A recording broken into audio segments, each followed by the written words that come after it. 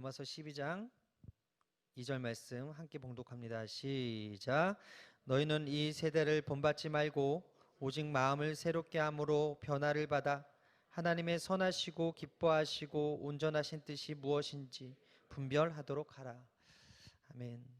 슬기로운 신앙생활 변화편 두 번째 시간입니다. 지난주 우리가 먼저 변화되기 위해서는 첫 번째로 성경을 바로 알아야 된다라고 말씀을 드렸어요. 성경을 바로 알아야 되는 이유가 무엇입니까? 그 말씀이 능력 있는 하나님의 말씀이기 때문에 그래요. 찬양 중에 변화에 대한 강력한 찬양이 있고 또 여러분들 중에서도 들으면 아실 만한 찬양이 있는데 예수님이 말씀하시니라는 찬양입니다. 우리 한번 불러볼까요?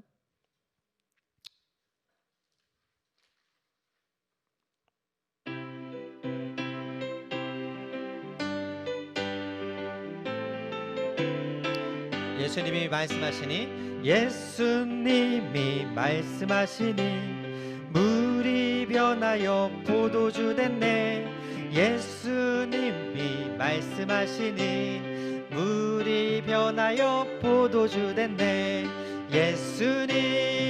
예수님 나에게도 말씀하셔서 새롭게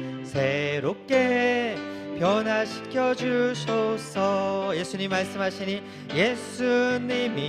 말씀하시니 바디메오가 눈을 떴다네. 예수님이 말씀하시니 바디메오가 눈을 떴다네.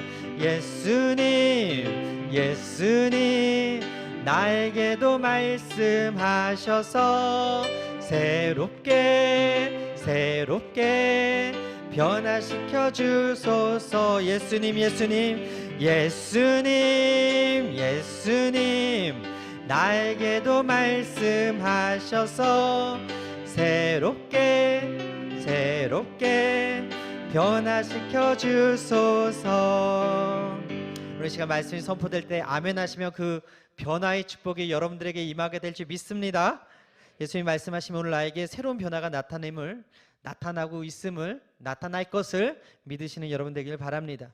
신앙생활 한다는 것은 변화한다는 거예요. 내가 믿습니다라고 고백하는 것은 나는 변화를 받고 살고 있습니다라고 하는 말이에요. 예수님을 만난 사람에게 물이 변하여 포도주가 되듯이 우리에게 같은 변화가 일어나야 된다라는 거예요. 사람은 어떻게 변화할 수 있는가? 이 질문은 가장 중대하고 위대한 질문인데 믿지 않는 사람들은 예수 믿지 않으니까, 말씀을 모르니까 소견대로 살아요. 자기 지식 그리고 자기 철학, 자기 경험을 빗대어서 살아요. 그래서 고정관념을 가지고 살아요. 세속적으로 살아요. 분별하지 못하고 살아요. 그렇기 때문에 그 사람들이 변화된다는 것은 쉽지 않은 모습이에요. 그런데 예수를 믿었는데도 불구하고, 주님을 구주로 고백하는데도 불구하고, 그분 안에서 살아가고 있음에도 불구하고, 말씀을 안다고 하면서도 변화되지 않는 모습들을 보면서 어떻게 변화될 수 있을까? 오늘 세 가지로 함께 변화에 대해서 함께 나누길 원하는데, 첫 번째 따라하겠습니다. 기도가 그 사람을 변화시킵니다. 성경은 우리가 변화되기 위해서 필요한 것은 기도다라고 가르쳐주고 있어요. 예수님 언제 변화되셨습니까? 기도하실 때 변화됐다는 거예요. 베드로와 야고보와 요한이 변화산에서 예수님이 기도하시는 모습을 보았을 때 예수님은 영광스러운 모습으로 변화한 것을 바라보게 되었는데, 누가복음 9장 29절에 함께 읽겠습니다. 시작. 기도하실 때 용모가 변화되고 그 옷이 휘어져 광채가 나더라. 제자들이 또 변화되었습니다. 기도함으로 성령을 받을 때 그들이 변화되었는데, 사도행전 2장 1절 말씀 함께 읽겠습니다. 시작. 오순절 날이 이미 이름에 그들이 다 같이 한 곳에 모였더니 후련히 하늘로부터 급하고 강한 바람 같은 소리가 있어 그들이 앉은 온 집에 가득하며 마치 불의 혀처럼 갈라지는 것들이 그들에게 보여 각 사람 위에 하나씩 임하여 있더니 그들이 다 성령의 충만함을 받고 성령이 말하게 하심을 따라 다른 언어들로 말하기를 시작하니라. 기도할 때 성령이 임하고 기도함으로 인해서 그들이 권능을 받았습니다. 기도하러 성전에 성전에 올라가는 도중에 성전 미문에서 만난 구구라는 그 사람에게 담대히 복음을 선포하는데 사도행전 3장 6절 이하에 베드로가 이르되 은과 금은 내게 없거니와 내게 있는 이것을 내게 주노니 나사렛 예수 그리스도의 이름으로 일어나 걸으라 하고 오른손을 잡아 일으키니 발과 발목이 곧 힘을 얻고. 여러분, 우리가 성령의 충만을 받는 것도 기도할 때, 능력을 받는 것도 기도할 때, 그리고 하나님이 살아계심을 체험하는 것도 전부 다 기도하다가 받게 되는 거예요. 저는 오늘 이 밤에 바라기는 여러분들이 기도할 때 기적을 경험하고 치료를 경험하고 변화됨의 역사, 성령 충만함으로 말미암아 능력받는 역사가 여러분들에게 있게 되기를 주님의 이름으로 축원합니다. 신명기 4장 7절에요. 우리 하나님 야훼께서 우리가 그에게 기도할 때마다 우리에게 가까이 하신과 같이라고 말씀하고 있어요. 뭐 할 때마다? 기도할 때마다. 기도할 때마다 우리는 하나님께 가까이 갈 수 있고, 기도할 때마다 하나님의 음성이 크게 들리고, 기도할 때마다 하나님이 곁에 계신 게 느껴져. 근데 기도 안 하는 사람들은 하나님이 멀리 느껴지고, 기도 안 하는 사람들은 하나님의 말씀이 듣기 싫어지고, 기도 안 하는 사람들은 하나님과 상관없이 산다라는 거예요. 그러므로 기도를 전혀 안 하는 사람은 하나님과 가까이 할 수도 없고 친밀할 수도 없어요. 기도하는 사람이 될 때야 비로소 변화된 사람이 될 수 있다는 것입니다. 여러분, 신앙생활을 오래 했는데도, 모태 신앙인데도, 예수 믿는다고 하면서, 아니 교회에서 직분을 받았음에도 불구하고 삶의 변화가 없는 사람은 한마디로 기도하지 않는 사람입니다. 성경은요, 변화된 사람의 바로미터가 바로 위기를 만났을 때 기도하느냐 안 하느냐로 규정을 하고 있어요. 여러분, 우리가 살면서 위기를 만날 때가 있어요. 그런데도 불구하고 그 위기 가운데 기도하는 사람이 있고 기도하지 않는 사람이 있더라는 거예요. 믿음의 사람은 위기를 만날 때 기도했어요. 엘리야가 기도하니까 3년 6개월 만에 그 가뭄이 끝이 나고, 히스기야가 아수르의 침입을 받고서 기도했더니 하룻밤에 아수르 군대 18만 5천 명이 시체가 되었고, 그가 죽을 병에 걸렸을 때 낫을 벽을 향하여 하나님께 부르짖어 간구하고 기도했더니 하나님께서 그의 연수를 15년간 생명을 연장시켜 주시고, 에스더가 죽으면 죽으리이다 하는 마음으로 금식하고 기도하며 왕 앞에 나아갈 때 하나님께서 이스라엘을 구원시켜 주셨다라는 거죠. 빌립보서 4장 6절에 이런 말씀이 있습니다. 함께 읽겠습니다. 시작. 아무것도 염려하지 말고 다만 모든 일에 기도와 간구로 너희 구할 것을 감사함으로 하나님께 아뢰라. 그리하면 모든 지각에 뛰어난 하나님의 평강이 그리스도 예수 안에서 너희 마음과 생각을 지키시리라. 하나님 우리에게 염려하지 말라고 하고 기도하라고 말씀하십니다. 하지 말 것은 염려고 해야 될 것은 기도다. 기도하는 사람은 세상 사람들과 같이 염려하지 않아요. 믿으시면 아멘. 기도하는 사람은 세상 사람들과 같이 불평하지 않습니다. 기도하는 사람은 감사할 수 있어요. 기도하는 사람의 마음을 하나님이 지켜주시기 때문에 그래요. 윌리엄 노라는 사람이 이런 말을 했습니다. 어떤 일을 위해 기도하는 것만큼 그를 많이 사랑하는 일도 없다. 사랑하면 기도한다는 거예요. 여러분 지금 무엇을 위해서 기도하십니까? 여러분 요즘 무엇을 위해서 기도하고 계시나요? 그리고 누구를 위해서 기도하고 계십니까? 디모데전서 2장 1절 이하에 이런 말씀이 있어요. 그러므로 내가 첫째로 권하노니 모든 사람을 위하여 간구와 기도와 도구와 감사를 하되 임금들과 높은 지위에 있는 모든 사람을 위하여 하라. 이는 우리가 모든 경건과 단정함으로 고요하고 평안한 생활을 하려 함이라. 우리의 기도의 대상은요, 밖에 있는 사람은 아무도 없어요. 무슨 얘기입니까? 우리 시야에 들어오지 않는 사람을 위해서도, 친구뿐 아니라 원수를 위해서도 기도해야 되는 것이 우리의 의무라는 거예요. 이것이 모든 사람이 의미하는 반대, 한편 국가는 우리 생활과 안녕에 엄청난 영향을 끼치기 때문에 우리는 특별히 국가 원수 대통령을 위해서도, 정치 지도자들을 위해서도, 권력자들을 위해서도, 통치자들을 위해서 기도해야 할 의무가 있다라는 것입니다. 요새 코로나19 종식을 위해서, 그리고 이단 신천지 해체를 위해서 우리가 9시에 시간을 정해놓고 기도하는 것, 이것은 어떤 사람의 몫이 아니라는 거예요. 어떤 장로님하고 교육자들만의 문제가 아니라 우리가 함께 그 시간에 그것을 위해서 기도해야 된다라는 것입니다. 변화된 그리스도인들은 곧 기도하는 사람들이고, 위기를 만났을 때 그 위기를 극복하기 위해 기도의 무릎을 꿇는 사람들을 통해서 하나님께서 일하신다는 것입니다.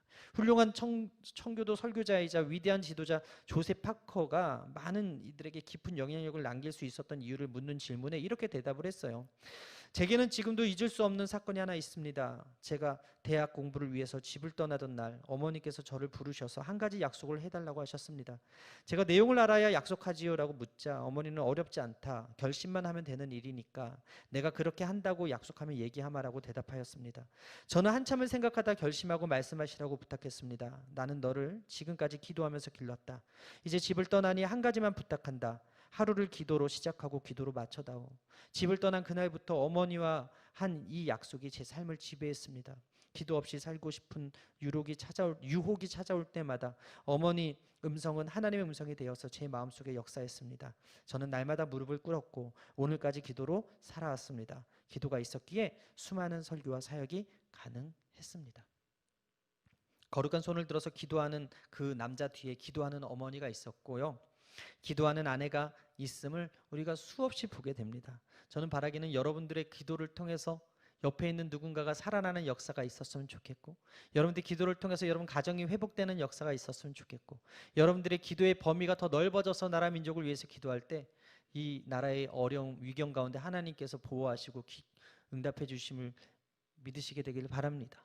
히스기야가 기도했을 때 하나님께서 나라의 위기에서 건져주셨고, 에스더가 기도했을 때 하나님께서 그 위경에서 건져주셨던 것처럼, 에이 내가 기도한다고 뭐가 되겠어? 라고 생각하는 사람보다 하나님께서 나의 기도는 반드시 응답하실 거야 라고 생각하는 사람의 기도를 하나님께서 들으시니까 오늘 이 자리에서 여러분들의 기도의 지경이 넓혀지게 되기를 주님의 이름으로 축원합니다.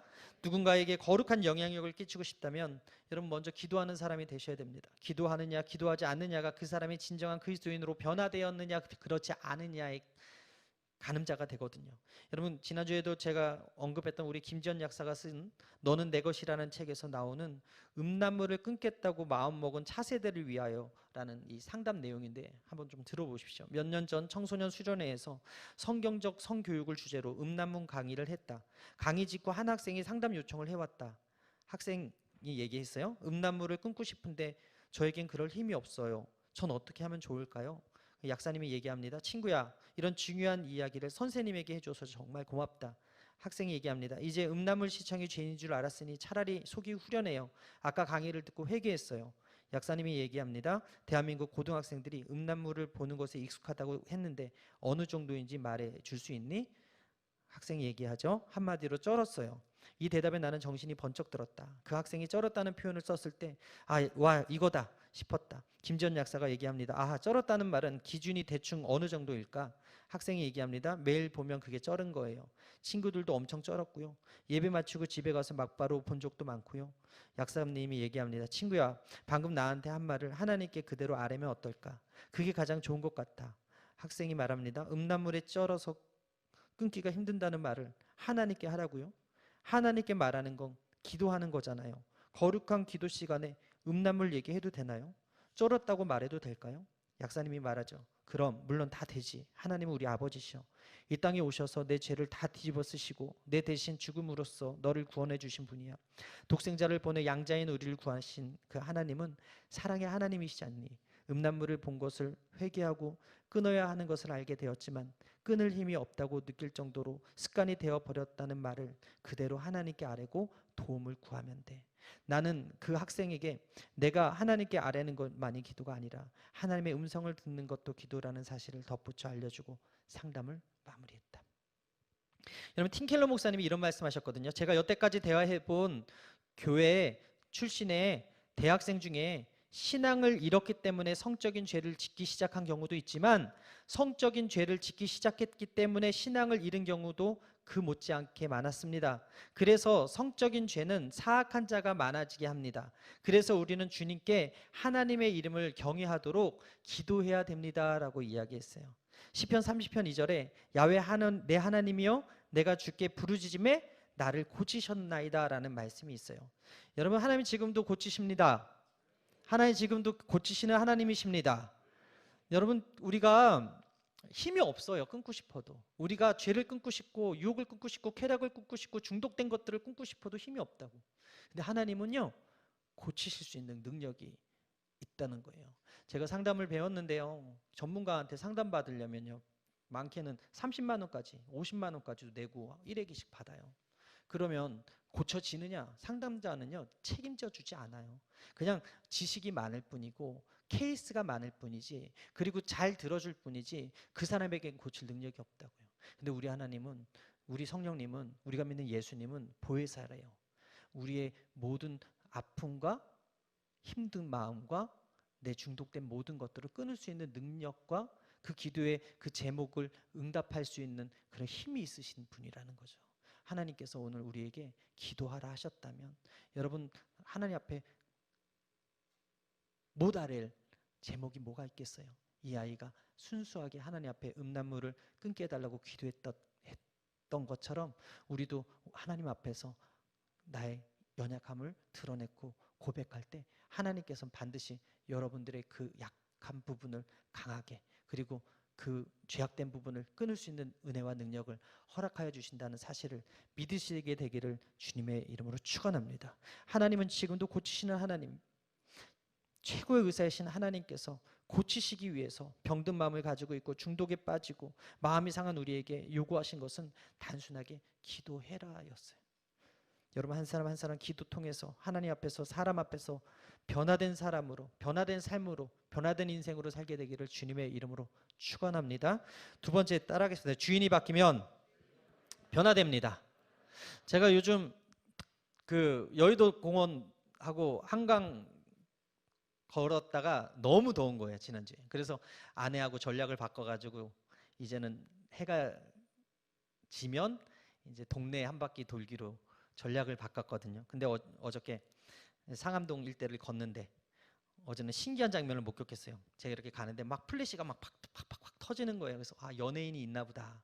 그래서 저희 아내하고 같이 가서 봤더니 100여 명 되는 젊은 청년들이 길에서 쫙 서가지고 카메라를 들고 서 있는 거예요. 그리고 단지 차 안에 있던 연예인이 이렇게 가면서 저기서 문 한 번 딱 열었다고 사람들이 소리를 지르고 막 그걸 플래시를 터뜨리고 있는 거예요. 그것을 보면서 아이돌이라는 이 우상이 그들의 주인이 되었을 때 과연 이 더운 날에 마스크를 쓰고 와가지고 저렇게도 할 수 있구나라는 생각을 하게 되었어요. 그들의 주인이 아이돌이었기 때문에 그 시간이 아깝지 않고 그들을 위해서 하는 그 모든 행위들이 아깝거나 힘든 것이 아니에요. 왜? 그들의 주인은 아이돌이거든. 여러분들의 주인은 누구이십니까? 이곳에 앉아서 예배드리게 한 그 주체는 누구이십니까? 레디컬의 저자 데이비드 플래시 쓴 팔로움이라는 책에서 이렇게 말해요. 최근에 나온 조사를 보면 미국 인구의 80%는 자신을 크리스천으로 여긴다. 그처럼 스스로 크리스천이라고 주장하는 집단 가운데 매주 교회를 출석하는 이들의 비율은 절반을 믿돈다. 그리고 그 중에 절반 이하가 성경을 정확한 하나님의 말씀으로 믿는다. 절대 다수는 성경의 관점으로 주변 세계를 바라볼 줄 모른다. 조사원은 한 걸음 더 깊이 들어가서 거듭난 크리스천임을 자부하는 계층을 겨냥한다. 개인적으로 주께 삶을 드렸다고 고백하는 한편 예수님을 구주로 영접했으므로 당연히 하늘나라에 가리라고 믿는 이들이다. 연구 결과에 따르면 미국인의 절반 정도는 자신을 거듭난 크리스천으로 인식한다. 하지만 연구자는 이런 거듭난 크리스천 그룹에 속한 이들의 사고방식과 라이프 스타일이 주변 세계의 일반인과 실질적으로 별 차이가 없었다고 보고한다. 무슨 말이에요? 거듭났다고 하는데 주변 사람들하고 별 차이가 없다라는 거죠. 그리스도인들이 변화된 사람인 이유가 무엇입니까? 직장에서 술과 담배 안 하고 음담패설 하지 않기 때문이 아니고 밥 먹을 때 잠시 눈을 감고 이렇게 숙였다가 다시 올리기 때문도 아니고, 그리스도인들이 자신에게 찾아온 변화를 감출 수 없는 것은 그의 인생의 주인이 예수님으로 바뀌었기 때문에 그렇다는 거예요. 여러분 예수님 만난 사람들은 하나같이 변화를 경험했던 사람들인데 38년 동안 한 자리에 누워있던 그 사람이 예수님 만나고 하루아침에 변화되었어요. 나면서부터 소경이었던 사람이 하루아침에 보게 되었어요. 어린아이의 보리떡 5개 물고기 2마리가 5,000명의 장정을 먹이고 12강주리가 남았을 때 그 사람들이 예수님을 달리 보기 시작했어요. 죽은 지 나흘 된 나사로가 예수님의 말씀하심으로 다시 살아나는 역사가 있었어요. 이 모든 사건들이 예수님을 만나서 그리스도로 말미암아서 이루어진 변화들이라는 거예요. 찬송가 289장에 이런 찬양이 있죠. 주 예수 내 맘에 들어와 계신 후. 보면 우리 한번 잠깐 불러볼까요? 주 예수 내 맘에 들어와 계신 후 변하여 새 사람 되고 내가 늘 바라던 참빛을 찾음도 주 예수 내 맘에 오신 주 예수 내 맘에 오신 주 예수 내 맘에 오신 물밀듯 내 맘에 기쁨이 넘침은 주 예수 내 맘에 오심 주 예수 내 맘에 들어와 주 예수 내 맘에 들어와 계신 후 망령된 행실을 끊고 머리털보다 더 많던 내 죄가 눈보다 더 희어졌네 주 예수 내 맘에 오신 주 예수 내 맘에 오신 물밀듯 내 맘에 기쁨이 넘침은 주 예수 내 맘에 오신 여러분 우리 마음의 주인으로 예수님 모시면 기쁨이 넘쳐요. 할렐루야. 기쁨이 넘칠 뿐만 아니라 우리 삶의 변화가 다가와요. 강준민 목사님의 자람의 법칙이라는 책에 나오는 내용인데요. 제가 이전에 섬기던 로고스 교회는 미국 교회 건물을 구입하여 들어가게 되었습니다. 당시 예배당을 판 교회는 부흥이 안 되어 14명의 교인들만 남아 있었습니다. 그 예배당 건물은 60년 된 것이었는데 여러 해 동안 제대로 관리하지 못해서 마치 쓰레기통 같았습니다. 그러나 로고스 교회가 그 교회를 구입한 이후 모든 것이 새로워졌습니다. 교회 안에 있던 쓰레기통들을 모두 치웠습니다. 내부 개조를 했습니다. 교회 지붕을 새로 하고 에어컨 공사를 했습니다. 정말 놀랍게 변화되었습니다. 그때 생각했습니다. 주인이 바뀌면 모든 것이 변화된다. 성경은 우리 인간을 집으로 묘사하고 있습니다. 또한 성전으로 묘사하고 있습니다. 우리가 예수님을 믿고 성령님이 우리 안에 들어오시는 순간 우리는 변화를 경험하기 시작한 것입니다. 모든 것이 개조되기 시작한 것입니다. 여러분 예수님의 생명이 우리 안에 들어오면 우리 영혼이 소생합니다. 믿으시면 아멘. 우리 관심이 달라지기 시작합니다. 보는 것이 달라지기 생각합니다. 보는 것이 달라지기 시작합니다. 성경을 읽고 싶은 마음이 생겨요. 기도하고 싶은 마음이 생겨요. 보이지 않는 천국에 대해서 관심을 갖게 되고 잃어버린 영혼에 대한 안타까운 마음이 듭니다. 이전에 즐겼던 그 유행가들이 유치해지고 하나님을 찬양하는 찬송이 좋아지게 돼요. 세상 것들이 하찮아 보여져요. 신앙관과 인생관과 가치관과 세계관과 그 물질관 그리고 역사관이 그리스도 안에서 변화되는 것을 우리가 느껴요. 예수님의 생명이 우리 안에 들어오면 우리 안에 새로운 성향이 생기는 거예요. 예수님의 인격이 우리의 인격이 되고 예수님의 관심이 우리의 관심이 되고 예수님이 행하신 것을 우리가 따라하고 싶은 마음이 생기는 거예요. 예수님의 눈물이 우리의 눈물이 되는 거예요. 우리가 예수님을 믿을 때 분명한 변화가 이렇게 일어나게 되는 것입니다. 여러분 전 문화체육부 장관이었던 이현영 박사님이요 예수님 믿게 되었을 때 그 반응을 지성에서 영성이라는 책에서 이렇게 표현했어요. 요즘은 나는 70평생 동안 한 번도 하지 않던 일들을 하고 삽니다. 침례를 받는 것과 시집을 낸 것이 그렇습니다. 나이를 많이 먹은 사람이 평소에 하지 않던 일을 하면 망령이 난다고들 하는데 요즘엔 그것을 점잖게 알츠하이머라고 부르기도 하죠. 그래서인지 사람들은 나를 만나기만 하면 꼭 그에 대해 질문합니다. 어쩌다가 예수를 믿게 되었느냐라는 것입니다. 무슨 의미예요? 변했다는 거예요. 무슨 의미예요? 치매 걸린 것만큼 이 사람이 예전의 삶하고 완전히 달라졌다는 거예요. 누군가 예수님 믿게 되면요 그 자신은 물론 주변 사람들이 먼저 알아보게 돼요.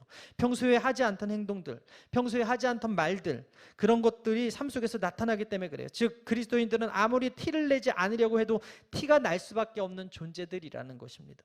그리스도인은 살아가는 방식이 세상하고 달라요. 살아가는 가치관이 세상과 달라요. 왜 그렇습니까? 삶의 주인이 바뀐 사람들이거든요. 안타깝게도 오늘날 예수 믿는 사람들 그리스도인들은 티가 나지 않아요. 인생의 주인이 바뀌었다고 분명히 알고 있는데도 불구하고 주변 사람들이 그의 인생에서 일어난 변화를 감지 못하고 있는 경우가 너무나 많이 있어요. 옷만 바뀌어도 알고 머리 스타일이 바뀌어도 아는데 헤어스타일이 바뀌어도 아는데 사람들이 아는데 우리 인생의 주인이 바뀌었음에도 불구하고 그 사람이 예수 믿는 사람인 것을 몰라본다면 우리는 잘못된 신앙생활을 하고 있다라는 것입니다. 펜인가 제자인가의 저자인 크레이그 로셀은 자칭 그리스도인이라고 확신하면서 전혀 변화된 삶을 살지 않는 사람들의 모습을 바라보면서 크리스천 무신론자라는 책을 냈어요. 예수 믿으면 변해야 되는데 예수 믿음에도 불구하고 변하지 않은 사람들을 크리스천 무신론자다라고 이야기하는 거예요. 여러분, 최초의 그리스도인으로 칭함받던 안디옥 성도들이 어떻게 그리스도인으로 불리게 되었습니까? 사도행전 11장 26절 함께 읽겠습니다. 시작. 만남에 안디옥에 데리고 와서 둘이 교회에 1년간 모여 있어 큰 무리를 가르쳤고 제자들이 안디옥에서 비로소 그리스도인이라 일컬음을 받게 되었더라. 그들이 성경의 가르침을 받고 주인이 바뀌었어요. 마음의 주인이 바뀌니까 삶이 바뀌고, 그들의 마음의 주인이 바뀌니까 인생이 바뀌고, 그들의 마음의 주인이 바뀌니까 행실이 바뀌고, 말이 바뀌니까 비로소 사람들이 그들을 그리스도인이다라고 이야기했다는 거예요. 예수님께서 세상 속에 사는 그리스도인들에게 이렇게 말씀하셨어요. 마태복음 22장 21절에 이르되 가이사의 것이니이다 이에 이르되 그런즉 가이사의 것은 가이사에게 하나님의 것은 하나님께 바치라. 무슨 말씀이에요? 세상 속에서 주인을 바로 하고 주인이 가르침대로 살라라는 말씀 아닙니까? 여러분, 거룩이란 무엇입니까? 거룩해진다는 것, 성화된다는 것은 무엇을 의미합니까? 찬양을 들으면서 기도하면서 눈물 흘리며 감정의 요동을 느끼는 것이 거룩입니까? 오히려 찬양이 끝나고 뜨거운 기도의 예배가 끝나고 나서 돌아간 후 집에서, 삶의 현장에서 자신의 가족과 이웃과 원수를 대하는 태도에서 우리는 그것이 어떤 눈물이었는지 발견할 수 있게 된다라는 거예요. 우리가 흘렸던 그 눈물의 의미를 가늠할 수 있는 것은 삶의 현장에서 가족을 대하는 태도에서, 이웃을 대하는 태도에서, 누군가를 대하는 그 삶의 태도에서 나타난다는 거예요.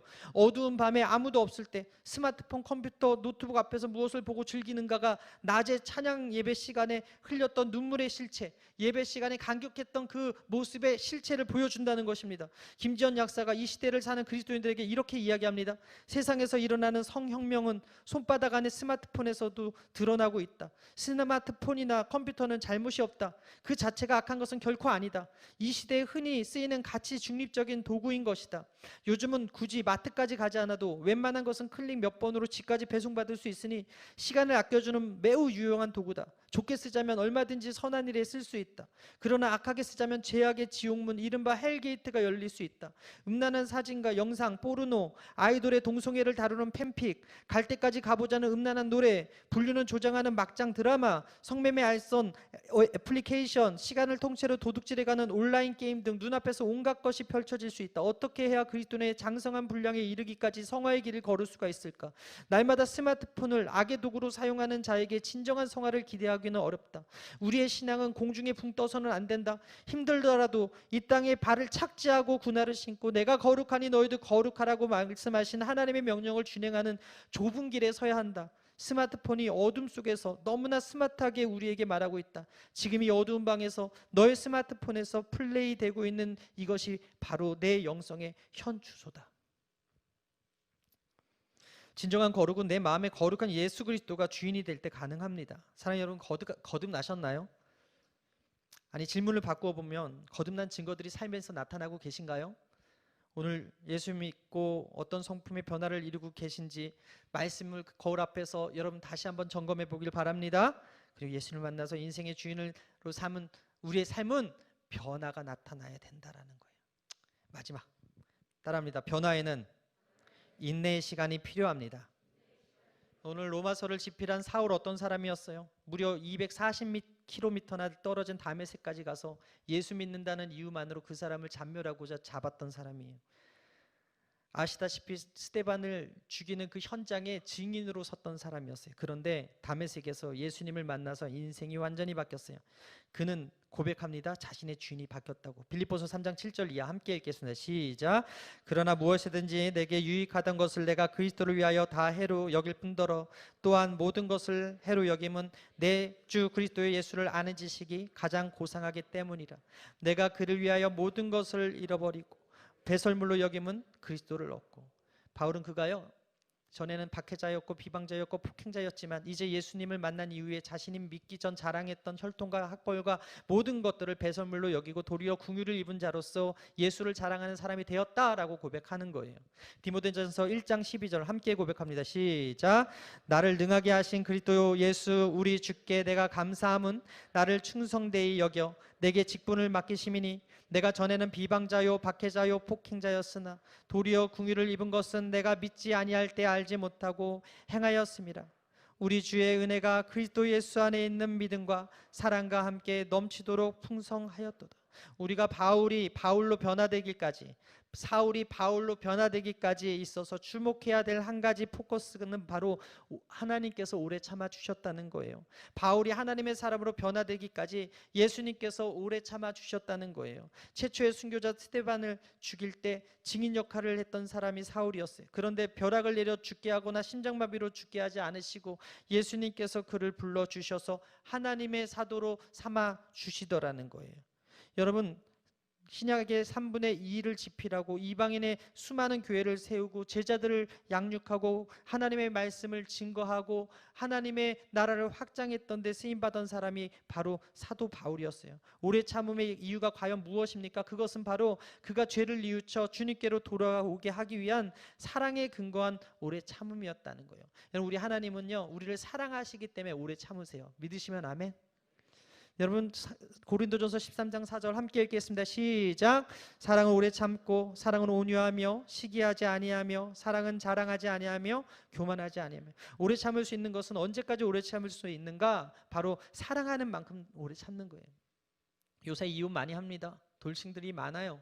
그리고 함께 평생 검은 머리 팥불이 되겠다고 그 주례자 앞에서 고백한 그 고백이, 그 언약이 너무나 많이 쉽게 깨지고 있어요. 왜 깨집니까? 진짜 사랑하지 않는 거예요. 오래 참지 못하는 거예요. 사랑한다고 하면 오래 기다릴 수 있어요.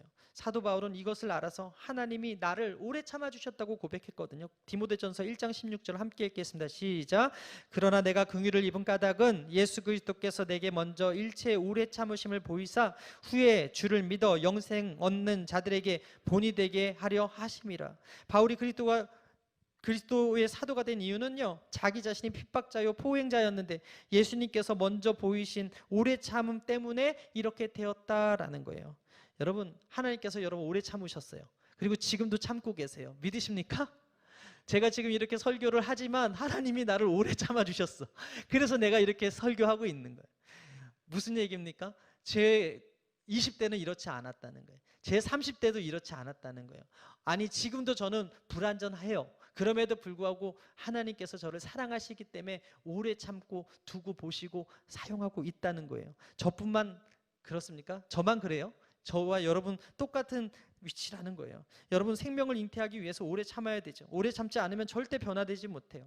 엄마가 아기를 잉태하고 낳았을 때 10개월 동안이라는 그 오래 참음이 있어야 생명의 기쁨을 누릴 수 있잖아요. 하나님은 끝까지 인내하시고 끝까지 믿어주시고 끝까지 기다리시는 좋으신 하나님이시기 때문에 우리가 실수한다고 버리지 않으세요. 우리가 잘못한다고 버리지 않으세요. 우리가 음란하다고 버리지 않으시고 우리가 맨날 똑같은 죄를 저지른다고 해서 끊어버리시는 분이 아니에요. 그것을 우리 하나님이 우리를 사랑하시기 때문이고, 그것을 다른 말로 말해서 하나님의 은혜다라고 이야기하는 거예요.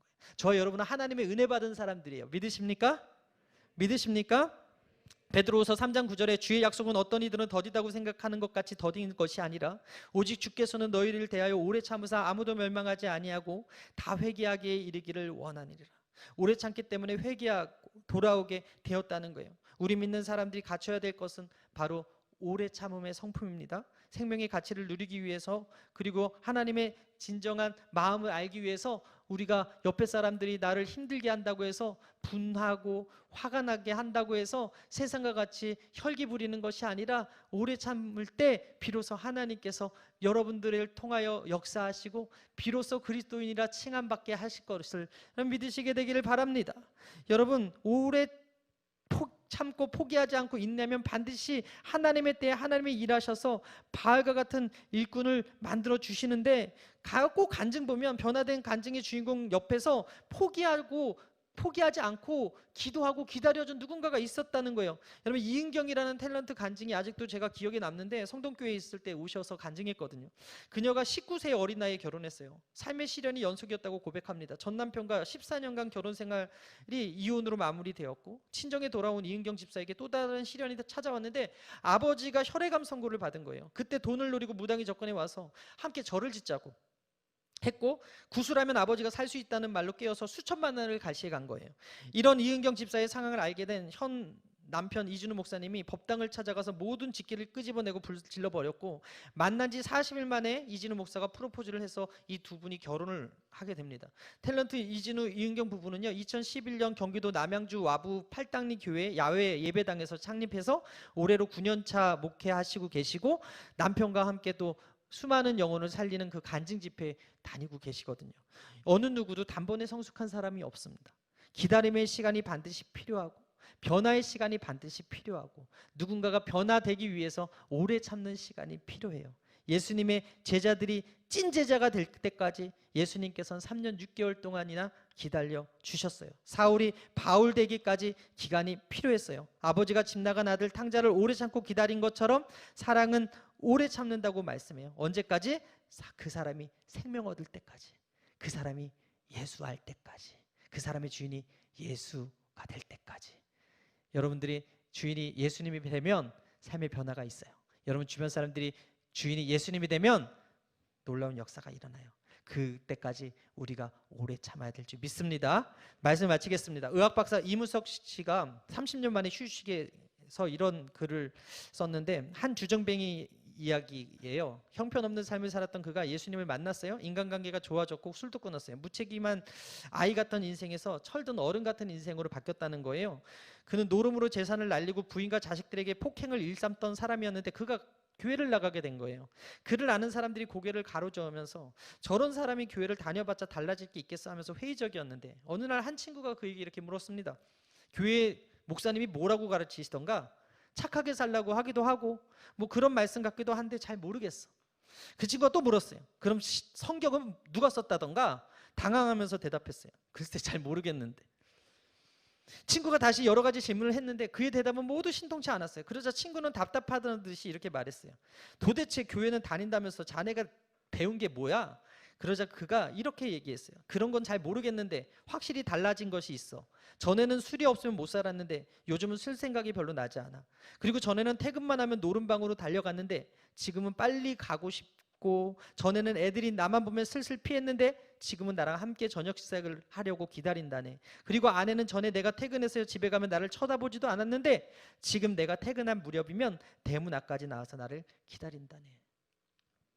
존 파이퍼 목사님이 이런 말을 했어요. 거듭난 사람들은 비록 느리더라도 한 단계의 겸손과 사랑에서 그 다음 단계의 겸손과 사랑으로 변화되어 가는 중이다. 여러분 오늘 말씀을 듣고 여러분들이 조금 더 변화되었습니다.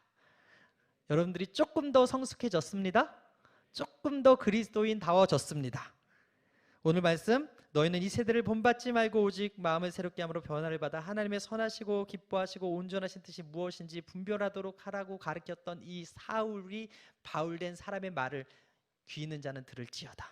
그리스도인이라면 변해야 된다는 거예요. 예수님도 우리에게 온전하라고 명했죠. 마태복음 5장 48절, 그러므로 하늘에 계신 너희 아버지의 온전하신가 같이 너희도 온전하라. 여러분 예수님은 그의 백성인 우리가 이 땅의 악한 문화에 물리지 않고 변화되어 거룩하고 의롭게 살기를 바라세요. 행복한 변화는 오늘 이 시간 가능합니다. 주님, 저에게 복된 성품의 변화의 은혜를 주십시오. 그런 은혜가 오늘 저와 여러분들에게 임하게 될지어다. 그렇게 살지어다.